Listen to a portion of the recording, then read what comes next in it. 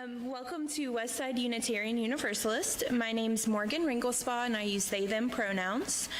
Whether you are with us in person or virtually, now or at some point in the future, I welcome you into this time and space away from the daily hassles of everyday life. I welcome you into this community that strives to be a home for all individuals and a place of reflection and growth. As always, we do have a few announcements that are in the order of service, and in our newsletter. There are a few things we would like to remind you of specifically. Next Sunday is our congregational meeting at 12:30. There will be a potluck to follow. In order for a potluck to work, we need people to bring side items, food, and a kitchen crew. So if you would like to volunteer for that, please let someone know, and we can get you on that list. Next week, there's also no Earth Church meeting, as we do have our field trip to Serpent Mound. So no Earth Church next week. We do have a gathering song today. It's going to be number 327, Joy Thou Goddess. It is a relatively new song, but with a recognizable tune. It's Ode to Joy, so we should be able to follow along. Join us in standing as you are willing and able to sing number 327.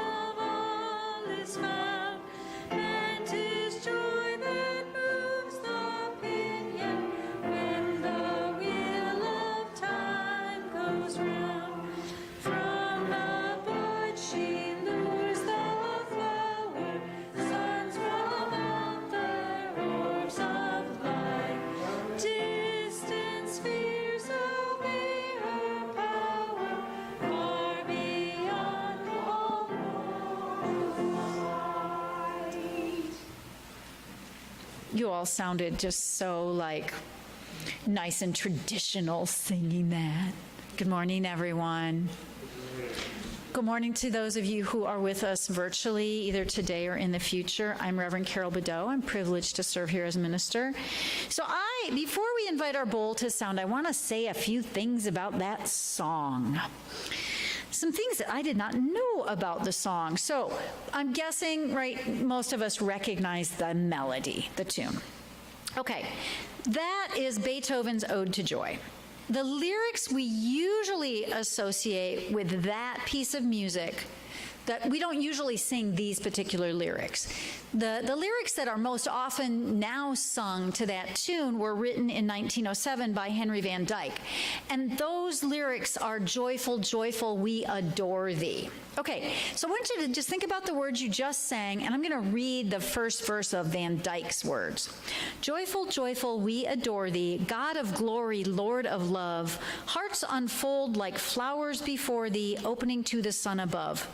Melt the clouds of sin and sadness, drive the dark of doubt away, giver of immortal gladness, fill us with the light of day. So just notice the difference between the two. Van Dyke's version clearly pays tribute to the masculine divine, the Lord, who intervenes in the face of human sin and suffering.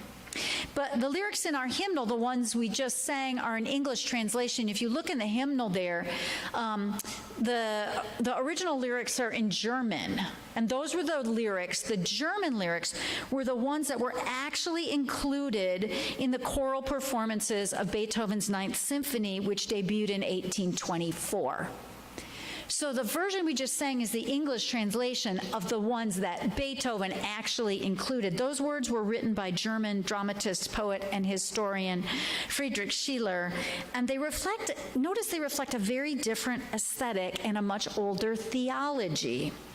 I'm spelling that theology with an A, not an O. It's theology. Thea is how we, in contemporary theological circles, talk about a feminist study of the divine, Thealogy, as opposed to Theology.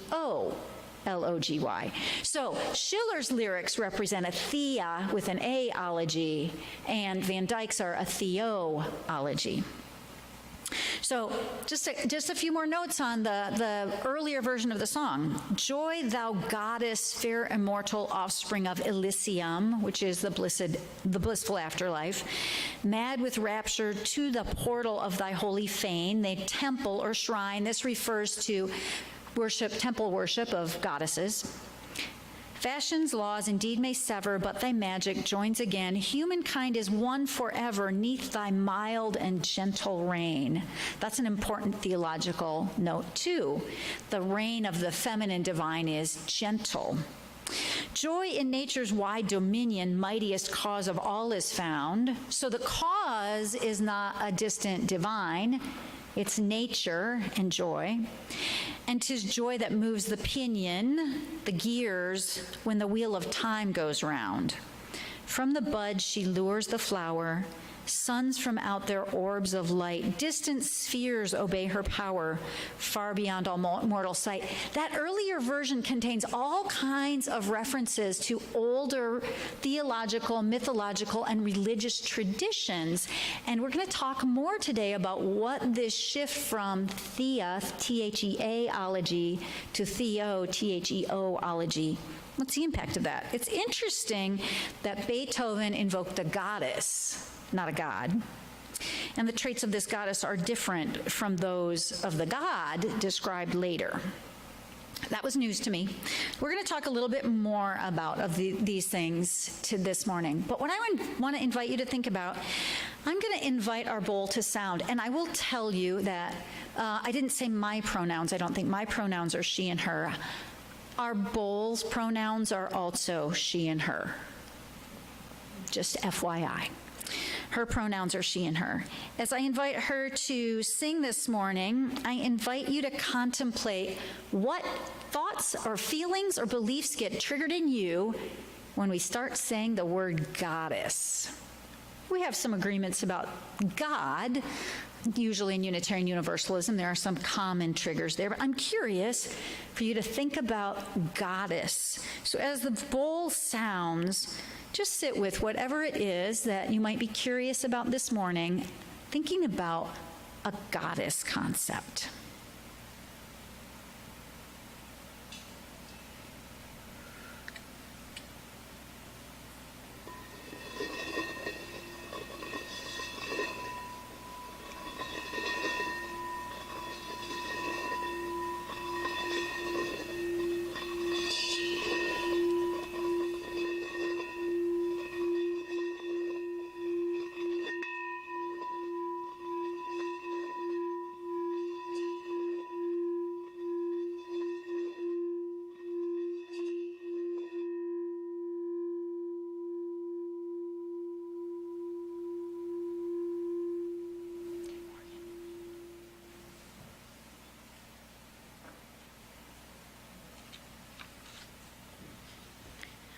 Our chalice lighting today comes from the UUA's Worship Web Library. It's entitled Sacred Ground by Crystal Hogan. In the presence of this fire, we hear the voice of our God, of our goddess, of our holy. You are on sacred ground. In the presence of the flame, in me, in you, in us, moving, resting, gathering, we are on sacred ground. In the presence of this fire, we are compelled to take up a torch, to carry a flame, to seek a sacred ground. In the presence of this spark, we are committed to light the fire of passion, of life, of holy work, to journey towards truth on sacred ground.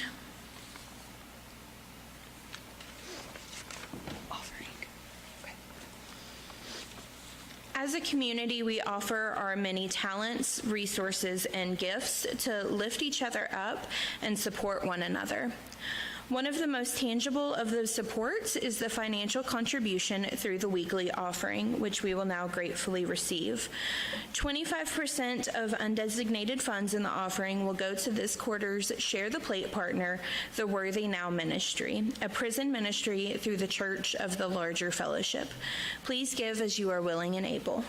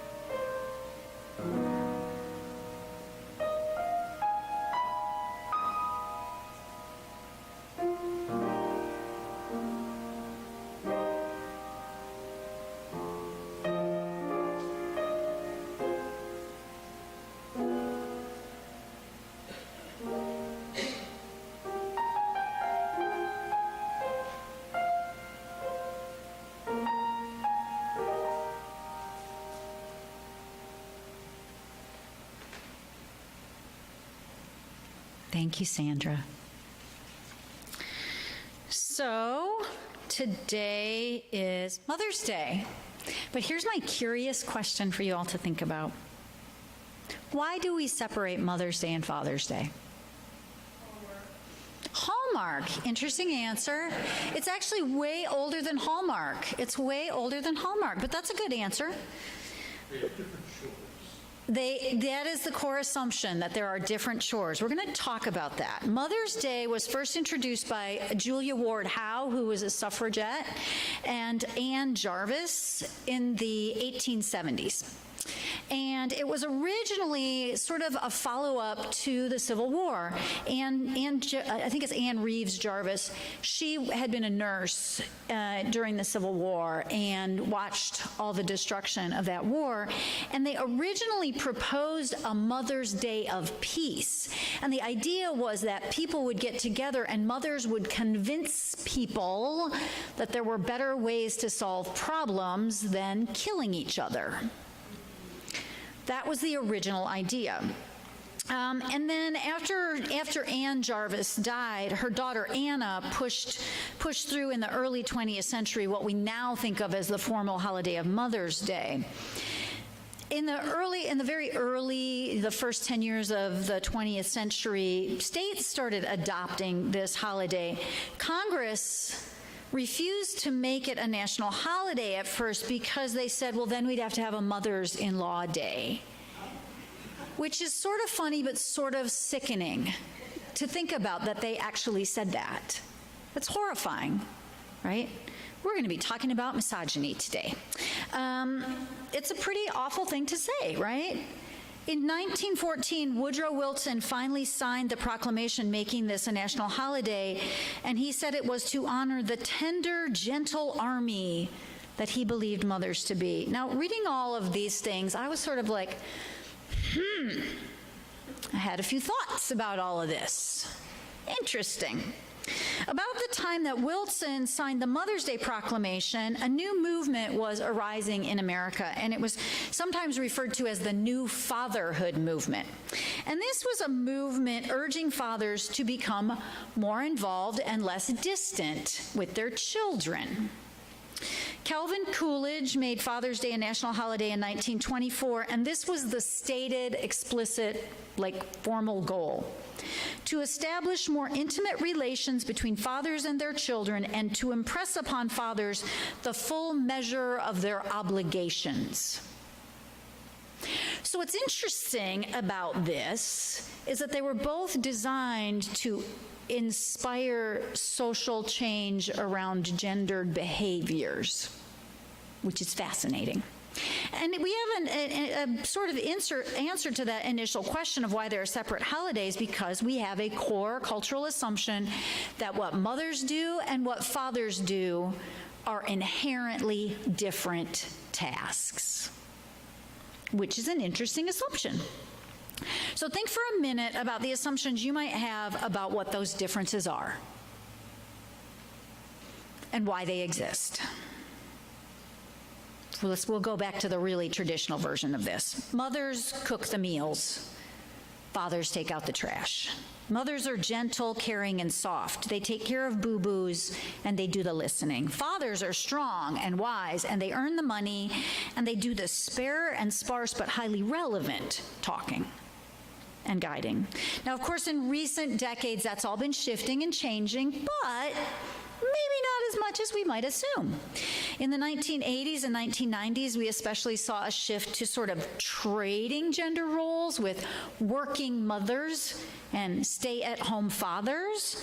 But even that perceived switching of behaviors keeps the core assumption in place, because a working mom or a stay-at-home dad, that we have to say that they're doing that thing implies that we don't just assume that's normal, right? Or we would just say mom or dad. We wouldn't have to define their actions as unique if we assumed parents can work outside or inside the home. Now, so imagine if we just had one Parents' Day. First, note if you have any emotional reaction to that, even if you don't want to admit it. I had to, right? What would it look like to just have Parents' Day? And how many of us might have a little resistance to that idea? I will admit that I kind of like having a day devoted to being a mom, to momming. But then I have to stop and ask myself, why? Why? Why do I need that? Probably because at the heart of it, as a culture, we still have a deep bias that privileges certain masculine traits over what we think of as feminine traits. So if Mother's Day and Father's Day are designed to honor what we might call masculine roles and feminine roles, or the things mothers would do and the things that fathers would do, notice, I just think that it's really interesting that we give moms flowers and we give dads grills. And we think moms should go to the spa and dads should go fishing. What if I like fishing and I want a grill? Right? What about guys who like flowers? It's interesting. We even think that, notice public marketing. Watch your television around these holidays, and it's very clear what the expectations of genders are. Super clear. Okay. If we just take for an assumption that these holidays honor differing traits, well, let's at least ask the question, what do we assume today, now that we're in the 21st century, what do we assume those traits are? So we may be willing to let go of, well, dads can't stay home and moms can't work. We may be past that, but if you think of the terms masculine and feminine, just think what comes to your mind. And what feelings or associations do you have with demonstrating those traits? One of the greatest cultural changes in our era is positive shifts in how we portray people and how they identify relative to gender. So, for example, we have different images now of people who identify as women or as feminine. In the media, we get to see lots of images of different shapes and colors and sizes and body types and ethnicities and aesthetics representing women and those who identify as feminine. Trans women, non-binary people, women of color, full-bodied women, just a few, those are just a few. Thankfully, our range is expanding on that, right?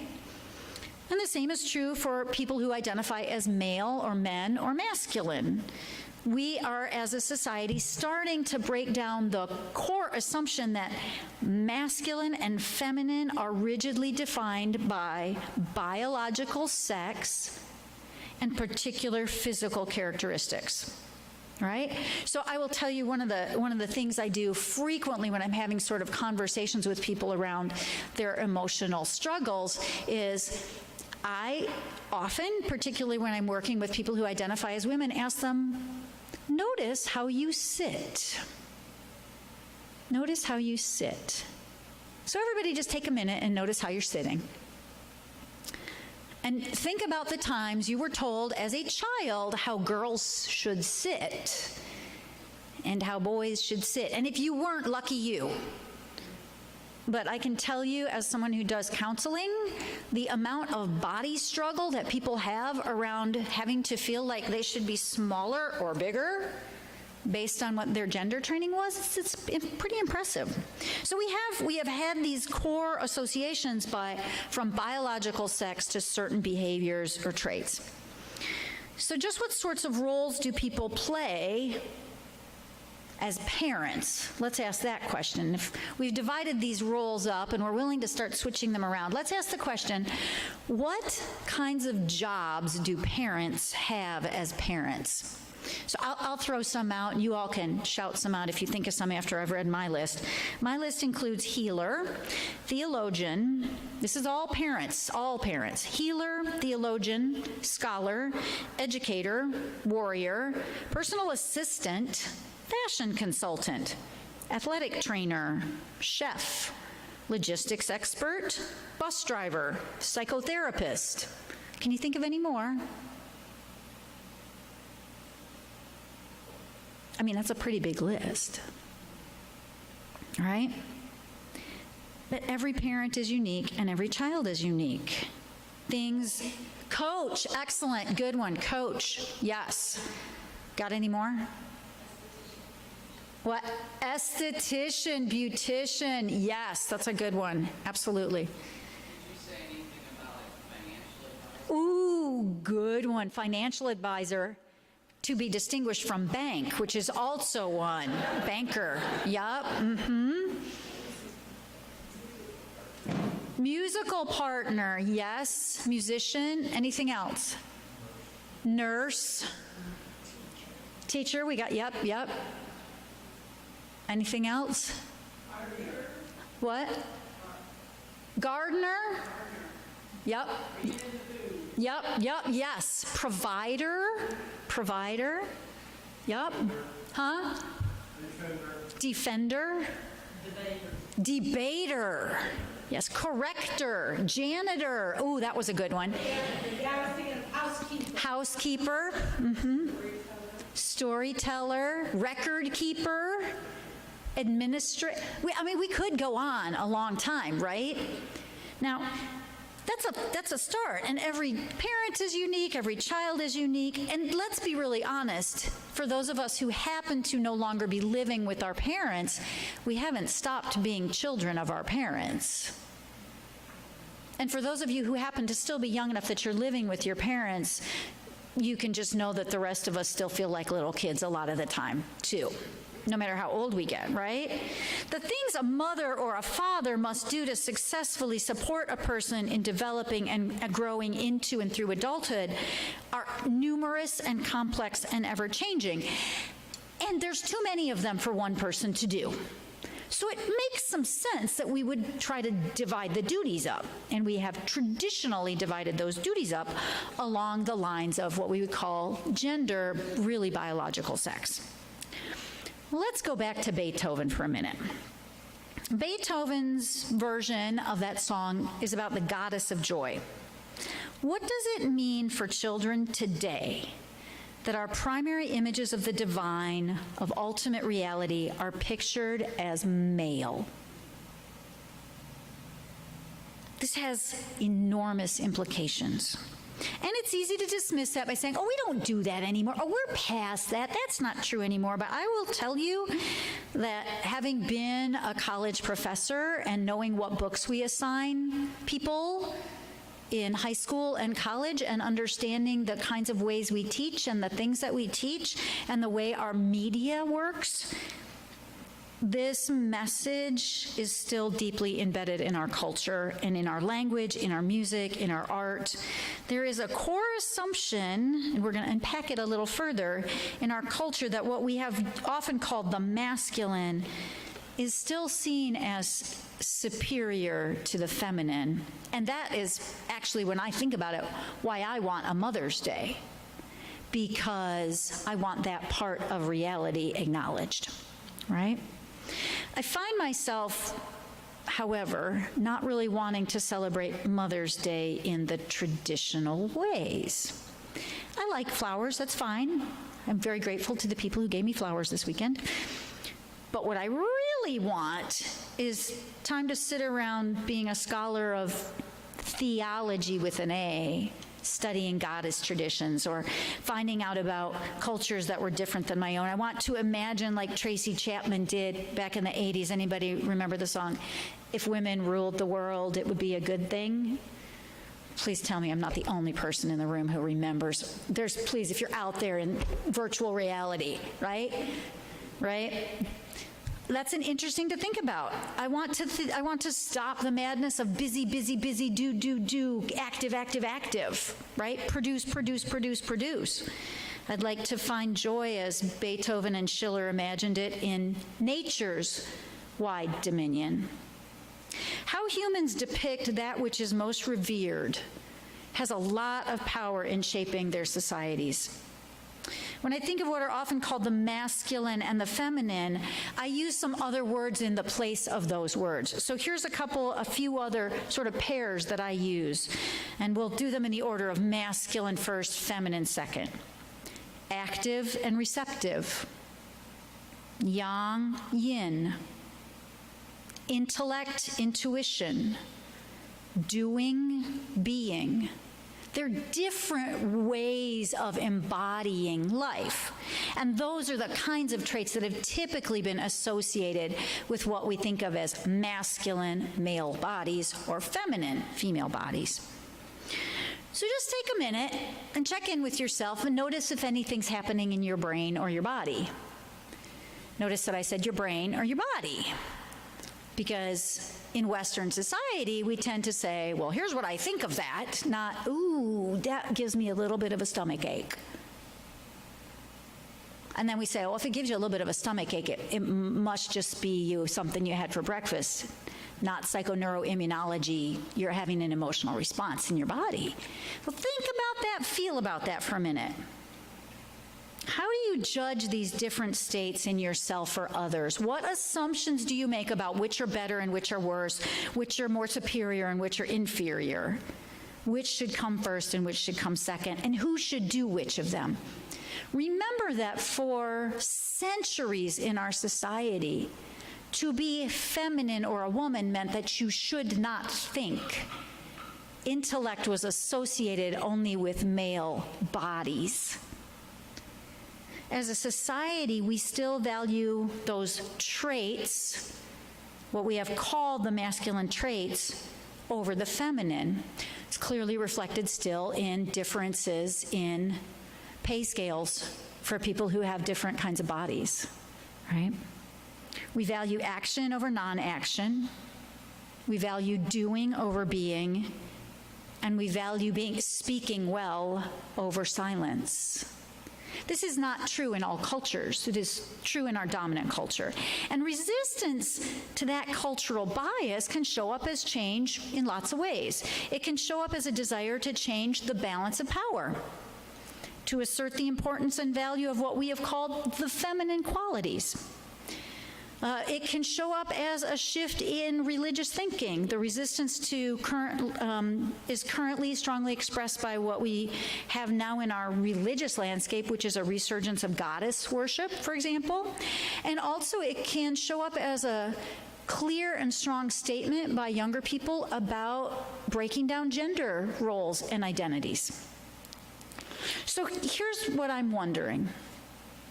Wouldn't it be nice if we all thought of ourselves as striving to be balanced in all of those qualities?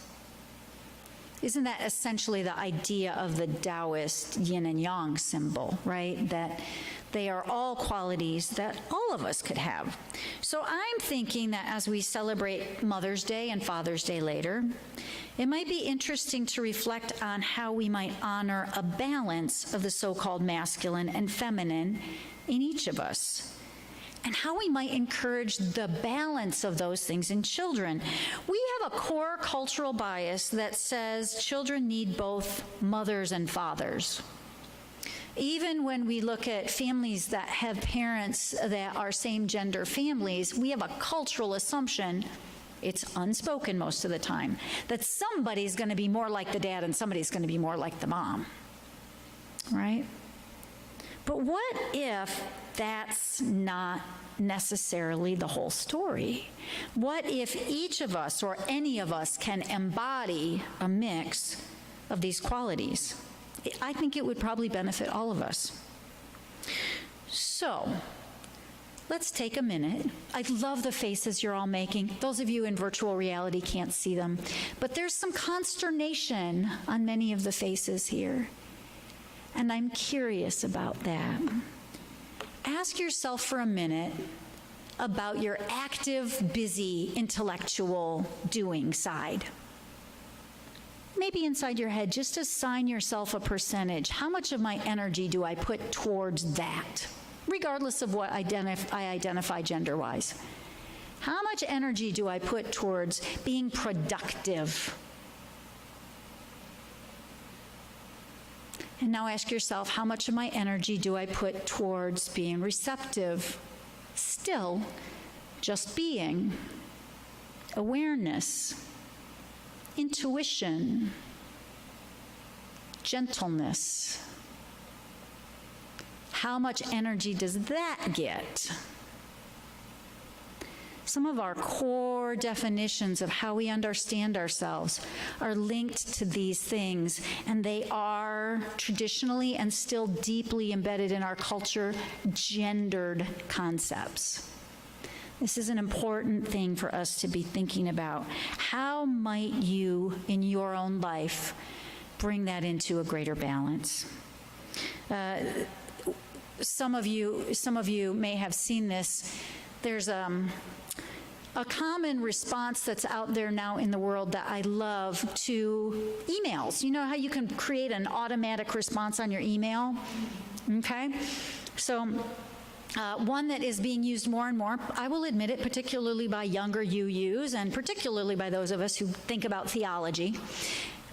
It's an email response that comes back and says something to the effect of, I don't know how long it'll take me to answer my email. The pressure to respond and always be available is part of a colonial, patriarchal mindset. It is okay and a radical act, a revolutionary act, to take my time. So just think about that for a minute. I imagine that, for me, that makes me think, I want to do that, but I just know that somebody's going to get mad at me if I do it. Somebody's going to get mad if they get that email response back from me, and they're going to think you should be responsive because we think we should be. Okay, so something to think about. That wasn't what you expected for Mother's Day, was it? Surprise.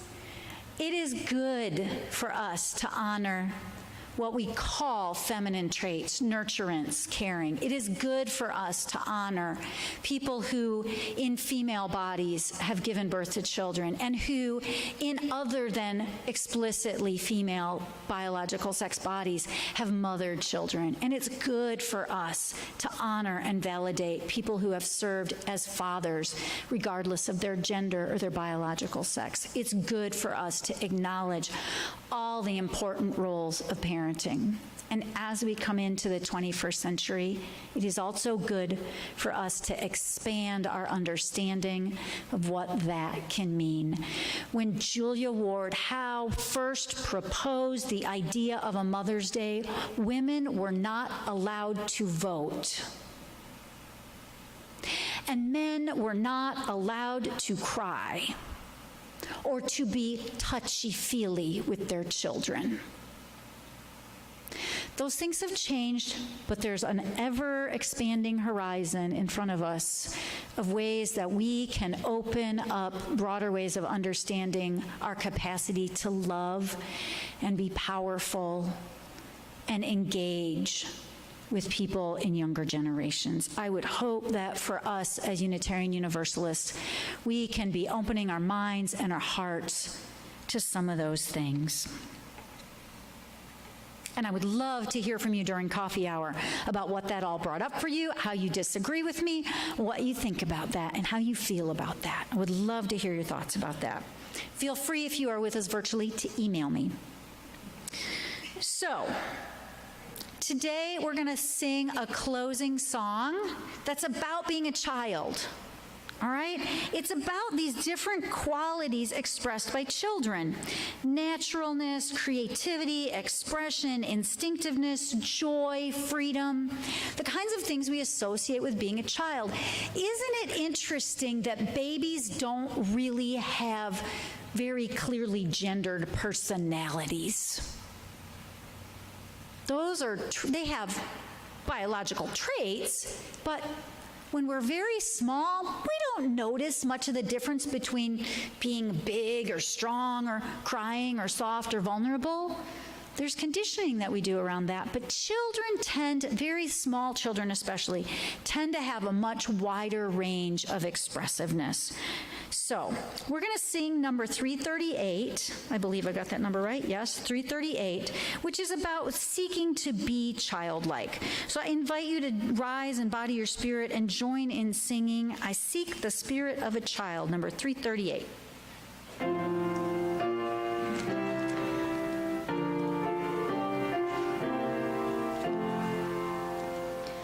I seek the spirit of a child, the child who meets life naturally, the child who sings the world alive and greets the morning sun with glee. Children are real beyond all art.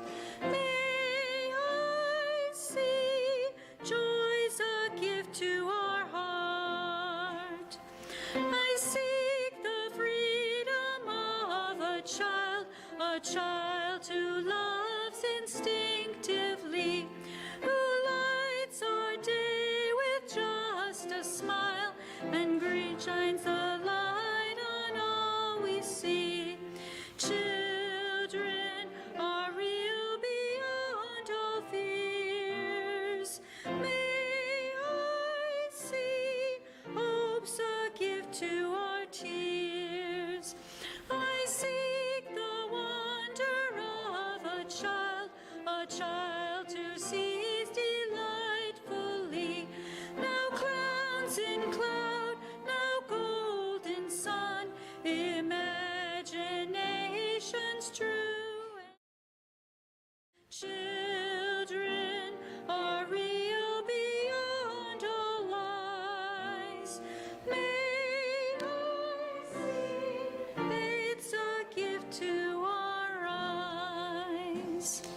You are invited to take hands if you would so like. Please do not feel obliged to do that. It is an opportunity The struggle to make the chain work. So, happy Mother's Day, happy Father's Day, happy Parents' Day, happy Child's Day. I invite you as you go into this week to find in yourself the inner, what we would call feminine or receptive, the inner, what we might call masculine or active, the inner child, and the parts of yourself that defy those definitions, the parts of yourself that are beyond putting in those boxes.